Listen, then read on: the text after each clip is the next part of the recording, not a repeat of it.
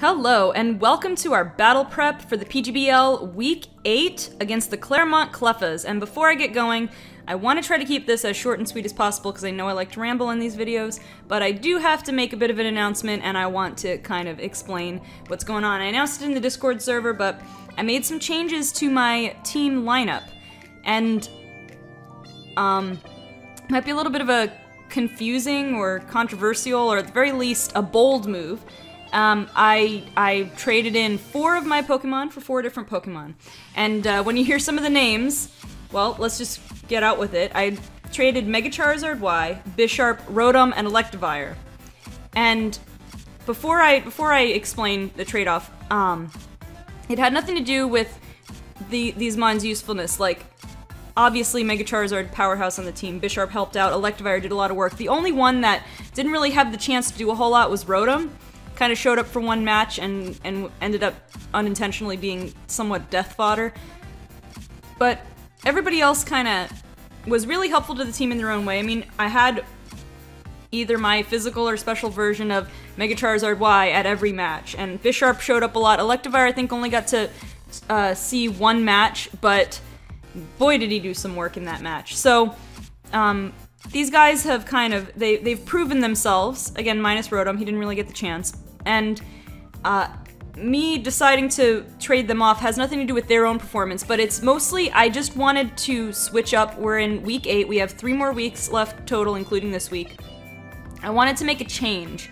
I wanted to just kind of throw people know my sets. People know I'm gonna go Mega Charizard, they notice it rocks it. So I wanted to try something different. So, with that being said, the 4 that I have picked up in exchange are Mega Tyranitar, Raikou, Cradily, and Ambipom. Now, the sort of, you can see sort of the direction shift here. With Mega Tyranitar, I'll explain my set for this week and you'll kind of see what I have going there. But Mega Tyranitar kind of going for a little bit a Pokemon that can mostly take a hit, and kind of a slow Pokemon, but otherwise Mega Tyranitar's stats are amazing. So you're gonna see when I show this team how I have it kind of built around setting things up for Mega Tyranitar pretty well. But then Raikou, just in general, solid stats, fast. That was the main thing I wanted here. I was considering, I was either going to go Mega Tyranitar or Mega Sceptile. I almost went Mega Sceptile because I wanted I wanted to add some more speed to my team. And even though I ended up going Mega Tyranitar just for the power, so that's, you know, traded off. My Mega Charizard was faster, so that's one trade-off. But in exchange, I'm also getting Raikou, base 115 speed. Also Ambipom with base 115 speed. Not as fast. Obviously Mega Sceptile will be faster. I still was tempted to go Mega Sceptile, but still better. They give me some faster options, especially the Ambipom, and I'll explain that. And adding speed. So, and then Cradilly's just kind of there. I don't have a lot of experience using Cradilly, but it's a decent wall. I figured I could use another wall. It gives me another water immunity. So that's just the general. So you're going to get into the specifics. Well, I have 3 of these 4 Pokemon on my Week 8 team, and you'll see that. I'll go down the sets real quick. Basically, the way this is designed is I've wanted to have more speed control in my battles. That's been one thing I've been kind of lacking. I always have a couple of fast Pokemon, but I never had anything above base 110, so if I really wanted to outspeed things, I had to scarf things, and scarfing limits you and blah blah blah. I'm not that much better off in terms of speed, but I have sort of a strategy here that's a little bit more designed to get me some speed control, and I think in general it's going to help me out a lot against this team, in particular that I'm facing this week. The one thing I'm a little concerned about is there's no hazard removal on my team. Right off the bat, I'm just going to get that off my chest. But now that the only hazards it looks like I have to worry about are Stealth Rocks, and the overall makeup of the team now, with Mega Charizard no longer being in play, rocks are still an annoyance, but they're not as bad anymore. They don't seal the deal on the game anymore for me. And I've done some test battles with this team, and even though, yeah, it's annoying, especially when I'm fighting the people who pile on all the different types of hazards, it gets annoying not having hazard removal, but I think in this particular instance for this, against this team, I can do alright with it. So my Mega Tyranitar set here, as you can see, Earthquake, Dragon Dance, Thunder Punch I think is the move I'm going for in this instance. Although I have to watch out for his Lightning Rod Pokemon and his couple of immunities. But I think that's what I'm going for. I wanted an Elemental Punch on this Tyranitar, and I think in this case, Thunder Punch is the way to go. Let's see. So Earthquake is just a powerful move, and barring an Air Balloon hits everything on my opponent's team this week, so that's something. And Stone Edge, of course, pretty much most powerful stab I can get. And Dragon Dance is there, again, for that speed control. I think if I'm +1 with Dragon Dance, I outspeed everything except the Sceptile and the Tapu Koko. I might even outspeed the Sceptile. I'm not sure. I need to run the exact calcs on that. But I definitely outspeed everything else on my opponent's team if I'm +1. Now, the Tapu Koko and the Sceptile are the exceptions, but that is why I have... Here we're bringing Fuzzy Wuzzy, or... yeah, we're bringing Fuzzy Wuzzy, the Galvantula. Pretty much nothing new to this set. Focus Sash. Most likely gonna be my lead. We'll have to see. But gonna set some webs here. So, combination of the web and being +1 from Dragon Dance, that will cause Mega Tyranitar to outspeed everything on this team, no matter what. So that's pretty much the strategy there. Also, I do pretty big damage, being electric type, I do pretty big damage to two of the, well, one main threat on this team and one main annoyance on this team. So I do a Volt Switch. A Volt Switch from this Galvantula is a 2-shot to both Mega Blastoise and Suicune, depending on investment. I don't think I calculated worst case scenario like max special defense investment, but I think the Blastoise was max HP, max special attack that I calculated for, which kind of makes sense to run on a Blastoise. Blastoise has enough offensive power that you would tend to see it run with offensive investment, so I think max HP, max special attack is a reasonable expectation. So it's a 2-shot if that's the case. And Suicune, you never know. Suicune could run Physical Wall, Special Wall. But if it's not a completely dedicated Special Wall, I believe I 2-shot it with a Volt Switch. Now that's not even getting into Thunder. Thunder, I have a high chance to 1-shot the Mega Blastoise and a reasonable... Well, if I get the highest of high rolls, I can 1-hit KO the Suicune. Again, just assuming these EV spreads, which could always be different. Bug Buzz, I have a fair chance to 1-hit KO the Crocodile if it shows up. I can 1-hit KO the Sceptile, absolutely. And that's why I played around with maybe Giga Drain or Energy Ball on this set, but I need these other moves. I want Volt Switch as a pivot option. I just have to watch out again for Manectric, Crocodile, and Excadrill being able to block my Volt Switch, and especially the Manectric getting that special attack boost if I happen to fall for it, which is why if the Manectric is alive, I will probably be very reluctant, if at all. I probably won't even choose to go for an electric attack until I know that the Manectric is down. But anyway, let's move on. Like I said, trying to keep this fairly brief. So we have more electric power. We have the Thunder Punching Tyranitar. We have Galvantula, and now we have Raikou. Now the one thing I keep forgetting with this set, so to have a legitimate Raikou, with Aura Sphere, I should clarify. To have a legitimate Raikou with Aura Sphere, it has to be Rash. So that means that I'm not running max speed. I'm running full speed investment and full special attack investment, but I'm not running max speed here because of I can't have a timid nature and have Aura Sphere. So when I do my calcs, I'll have to go into Showdown and actually calc the value, the actual numerical value for my speed. I can't just, like, assume with base speed. So I have to keep that in mind. But again, anything that I don't outspeed because of my nature, if I have webs up, I should be alright. So the game here is going to be whether, if Excadrill is around. I think Excadrill is the only hazard removal on this team. So playing around the Excadrill is going to be important. And, but other than that, if I have webs up, I'm pretty much set. That's not to say the game's in the bag, but I mean, I'm fairly well positioned if webs stay up. Let's see. So basically, Raikou is here to hit things hard. Got the Life Orb. Volt Switch again. Easy 2-shot to Mega Blastoise and Suicune. Hidden Power Ice can 2-shot the Sceptile. I'd rather 1-shot it, but if I get in that situation. It 2-shots the Kamo-O, which again, not the most favorable matchup, but it does something. If I need to just hit it really hard, or if it's within range, those are options. Thunderbolt has a very high chance to 1-hit KO the Mega Blastoise, and again, highest of high rolls to 1-hit KO the Mega Suicune. That would be broken, let me tell you, but 1-hit KO the Suicune. And even if Tapu Koko's out in electric terrain, I do more than half. It is a 2-shot in electric terrain to Tapu Koko, so that's, you know, just keeping in mind. Tapu Koko can be an annoyance.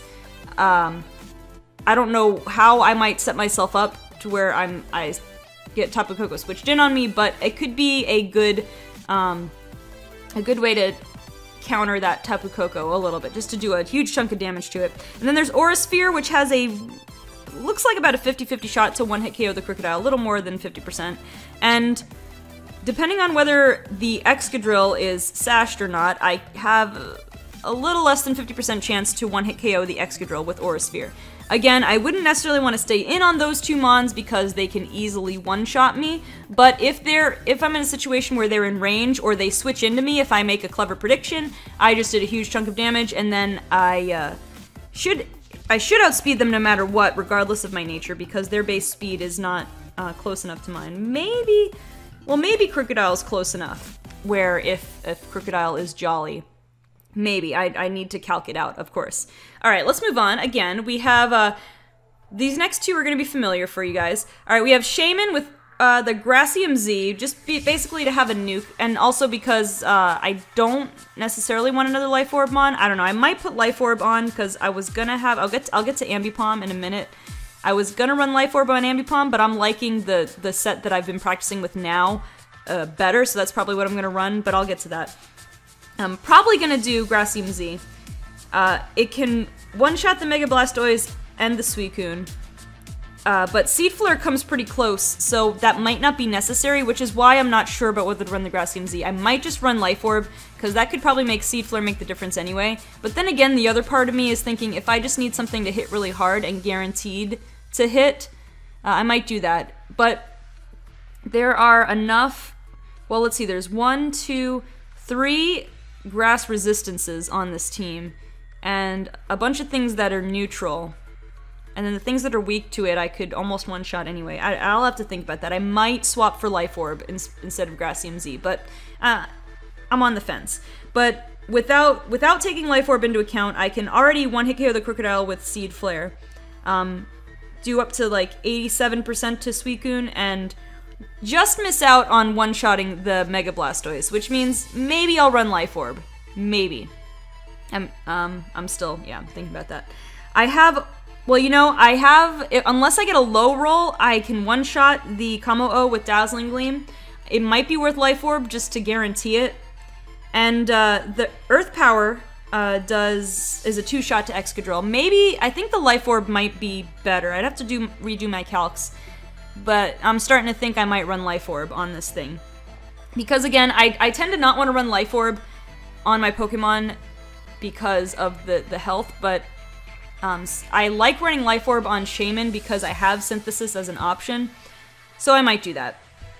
But going back here, Bob the Slowbro, Bob is our special Slowbro, as you know, here to tank hits from the Blastoise, from the Tapu Koko to some extent, and from the Suicune. I pretty much can take hits from everything. I mean, maybe not the Crocodile if I'm not fully physically invested, but really I should still be able to take some one hit well from the Crocodile.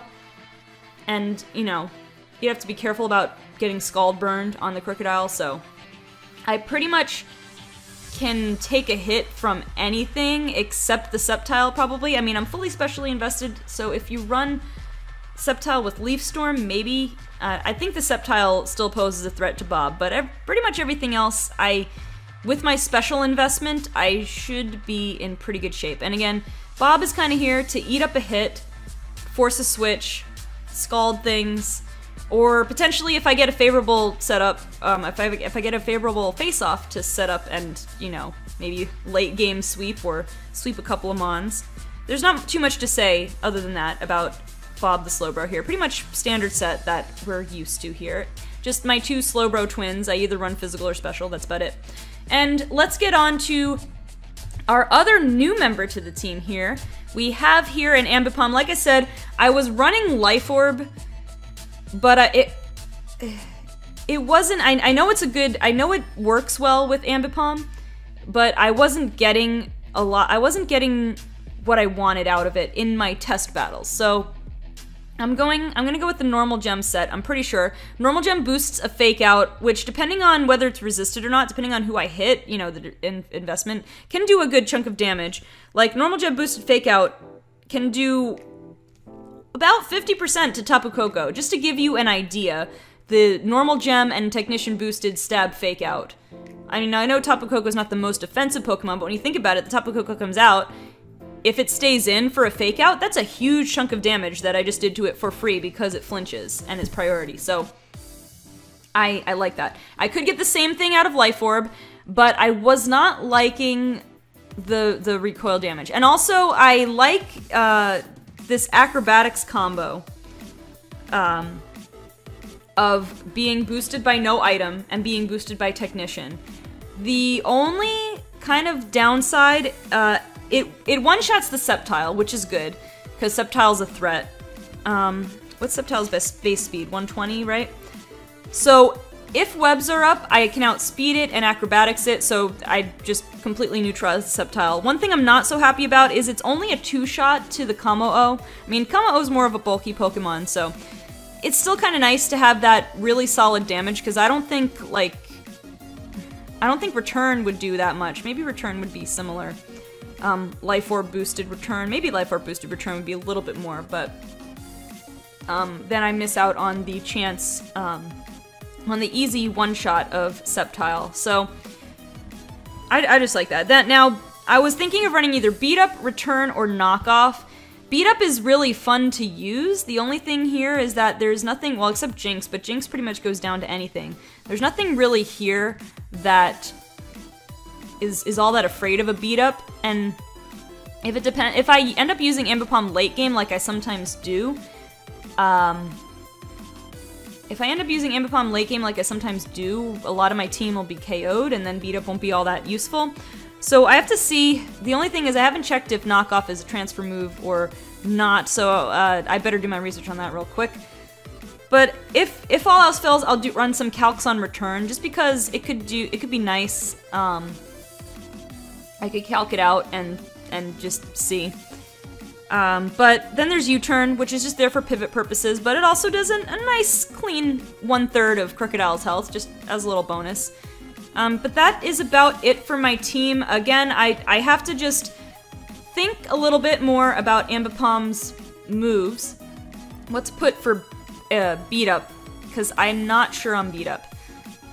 That could be fun, but I'm not sure, because it depends on the attack power of your team, and so if it also includes special attack, then, you know, about 3 of my Mons will be doing, contributing good damage to it, and the others won't. I don't know. Beat Up's a little bit of an anomaly, so I'll have to check on that. And then the only other thing is I think I might go back to Life Orb on Shaymin. Other than that, I think I'm pretty much set on this. So this is an experiment here with my new team. Now, once again, I deeply thank my former members of the team. I deeply thank Mega Charizard Y and Bisharp and Rotom and Electivire for their service. Especially Mega Charizard put in some great work. My mixed Mega Charizard, Surya, put in some fantastic work. In fact, I've only won, I mean, I've lost with Surya, but I've only won, the only time I've won has been with not my special Mega Charizard Y. So Surya deserves a lot of credit, contributed a lot to my battles. At the same time, I'm gonna just retire Mega Charizard for this season. Swap out and see what Mega Tyranitar can do. So basically this is just me wanting to change direction. I know we're late in the season, but I want to change direction a little bit, just for purposes of being unpredictable. And so if I happen to do well these last 3 weeks and make playoffs, or finals or whatever they're calling it, if I do make, that means I'll be rematching there's a couple of trainers I haven't fought yet, but I will probably be rematching a couple of teams. And this would be a plus for me because even though they've already seen my team, they won't know what to expect because they'll have fought a different team. So that's kind of some of my reasoning here. And if I don't make playoffs, then oh well, I still had some fun changing things up. It makes things a little more entertaining for me. But anyway, guys, once again, I will definitely dearly miss the 4 that we gave up, but I'm excited for what these new 4 can do. Especially Mega Tyranitar and Raikou, I'm pretty excited about, and, you know, Ambipom there too. Cradily I'm not sure about because I just don't know how to use it yet, but that's about it. So, guys, definitely leave a like on this video if you're excited for our Week 8 battle. Leave a comment. Don't forget to subscribe so you don't miss an episode, or a video, or a battle, whatever you want to call it. Definitely check out my Discord server where I post updates about things like streams and stuff on Twitch, which, by the way, you can follow me on Twitch. Like my page on Facebook, follow me on Twitter, you know, all the usual stuff. I'm gonna get going, guys. Clocking around 20 minutes, a little more than 20 minutes. That's pretty good for me. Thank you guys so much for watching, and I will see you for our Week 8 battle in the PGBL, the Orlando Solgaleo versus the Claremont Cleffas. I will see you then.